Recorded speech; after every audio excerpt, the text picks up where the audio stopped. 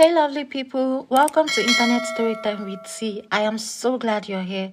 On this channel, we dive into the juiciest internet story times, sharing relatable tales, wild experiences, and everything in between. So, grab a cuppa, get comfy, and let's get the story time started. Surviving the psych ward, I'm here to tell my story. Back in 2019, my ex tried to kill me, and he held me hostage. I was like, if he doesn't kill me, I'm going to kill myself. So I signed myself in to the psych ward, but the psych ward portion of the psych ward was closed. So I ended up on the detox side, and this is a small town, so everybody keeps coming in, and they're like, Mallory, you don't do drugs. What are you doing in detox?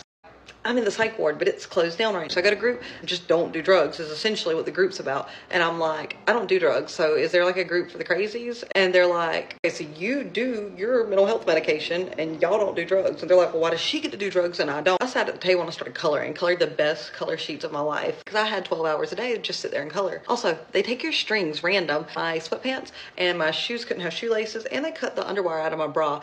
Moving on, this guy comes in and he's coming down off crack cocaine. 6 a.m. we're eating our eggs. It comes in a little to-go, little styrofoam tray. Well, this guy decides that he's mad and he throws his eggs all over the room. So I got mad and was like, shut the fuck up and don't throw your eggs. Later in the day, he starts shitting into his hand. He ends up smearing it on the walls in little sigils above his bed. The smell wakes us all up. He starts throwing his shit at the nurses like a fucking chimpanzee. So everyone's like, what the fuck? He starts screaming, I have AIDS, while he's throwing his shit at the nurses. Everybody has to go outside for fresh air, and we have to get hazmat suits. They about to admit me to psych.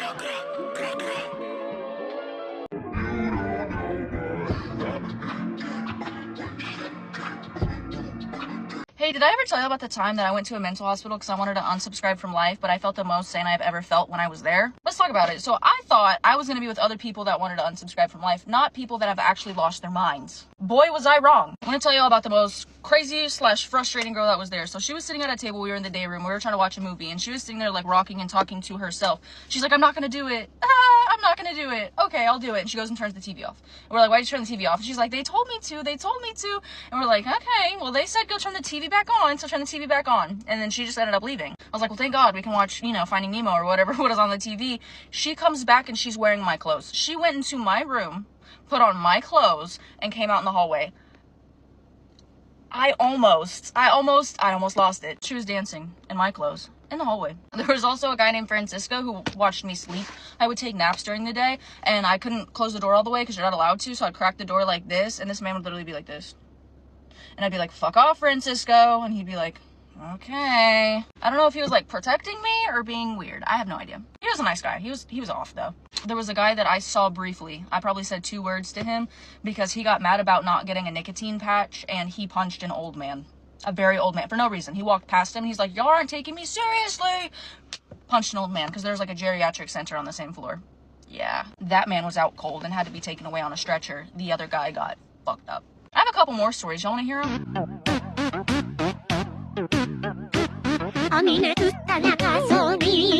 Grippy facility is essentially a psych ward or mental hospital, behavioral health hospital. It's just a different term for it. And I went when I was 19 because I really struggled with my mental health, depression. I didn't want to be on this earth anymore. And that particular day, I was like, I'm done. I'm out. I'm good. Fortunately for me, life had other plans. And, after everything happened, I was at the hospital. The police came, put me in handcuffs, and took me to the mental hospital. I personally did not have a great experience. It was pretty traumatic, but I also don't think I was at the best facility. But I will say that was the most eye-opening experience I ever had, and it's the reason why I live like I do today. I definitely encourage people to get help. I wish I would have gotten help a lot sooner. This is why I make TikToks, because I want everyone to try to experience and have the best life that they can while being easy on themselves and understand like this is a journey. It's not about what life looks like, it's about how it feels. And if things feel good to you, you should do them and be kind to yourself. Even though it was a tough experience, it's one of the best things that could have happened to me.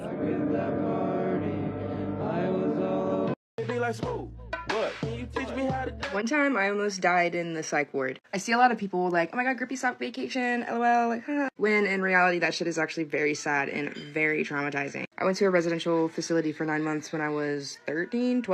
They had me on 800 milligrams of Seroquel. And if you're not familiar with Seroquel, it will make you gain weight super fast. So I was like very overweight, and we had a doctor in the facility that we would see like maybe once or twice every couple weeks. He prescribed me metformin for weight loss. A 13-year-old, a diabetic medication, who's not diabetic. I'm not diabetic. I ended up going hypoglycemic. I didn't like have a seizure or pass out, but like I could feel myself like losing consciousness. No one cared. The staff did not care. They made me continue to take the medication until I saw him again, or else they'd write me up and I would get dropped down on like the point list. It was like a whole incentive thing for us to act good so that we would get things. Yeah, I almost fucking died.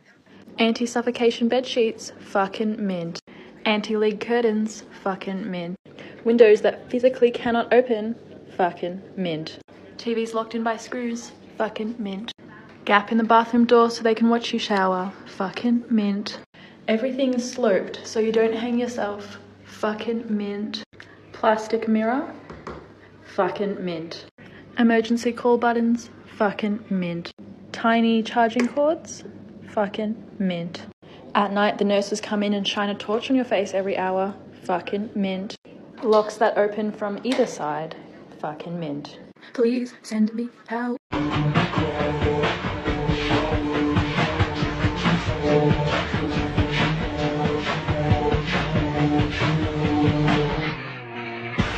All-inclusive Grippy sock vacation back in April. And one thing that did stand out to me that I will forever remember is that when we were in group therapy, one of the things I've noticed is that a lot of us were in there because there was a lack of love somewhere. We felt betrayed by certain people, like no one was listening to us, like there was no other hope because we didn't feel loved somewhere. We felt like the love was lost somewhere. Honestly, everybody in this world needs love. I think love is the answer to a lot of the world's problems, and it sounds stupid, it sounds corny, and it sounds cliche, but I truly think that if we learn to love people correctly, there would be so much more. Be kind to people. You don't know what heavy stuff people are carrying. Listen to people. When people are saying that they're going through it, be a listening ear, be a friend, be somebody that people can lean on, somebody that people can trust, because we all need it. With that lack of love, then we don't know how to receive it, we don't know how to give it, and sometimes we don't even think we're worthy of it. Be more intentional with loving each other and loving yourself, right? Because love is patient, love is kind, it doesn't keep records of wrongdoing. It's not jealous, it's not boastful. You can be that for yourself and for others, but it takes time because a lot of us weren't taught how to love.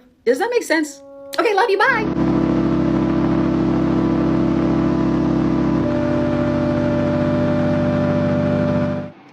Hi, my name is Caitlin. I am a 27-year-old paramedic who just got released from a mental health facility.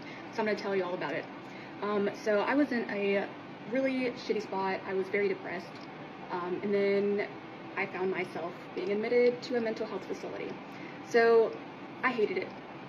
I hated it so much. I felt like I didn't belong there because we know the people that we take to these facilities, and they are not what I was in there for, to put it in simpler terms. So I felt like I didn't belong there. I just sat and talked to the nurses and the techs really my entire stay because I didn't feel like I related to anybody else.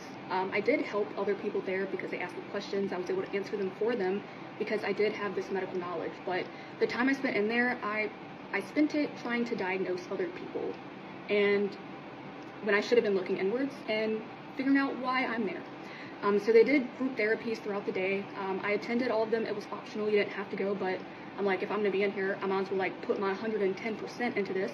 So I did the group therapies. They helped tremendously. I'll tell you that. It kind of felt like prison, not going to lie. We had to file up in a line to go to the cafeteria for breakfast, lunch, and dinner. We got outside time in a fenced area. And I remember my first day, I didn't talk. I cried. To be honest, I cried because I was just so disappointed in myself, and it's very taboo to talk about mental health if you are in the healthcare profession, because a lot of people think that we don't need help, that we're perfect, and that's not the case. So I was there for 5 days. I was so happy when I got released. I was like, thank God. But yeah, let me know if you have any questions in the comments, and I will try to answer them for you.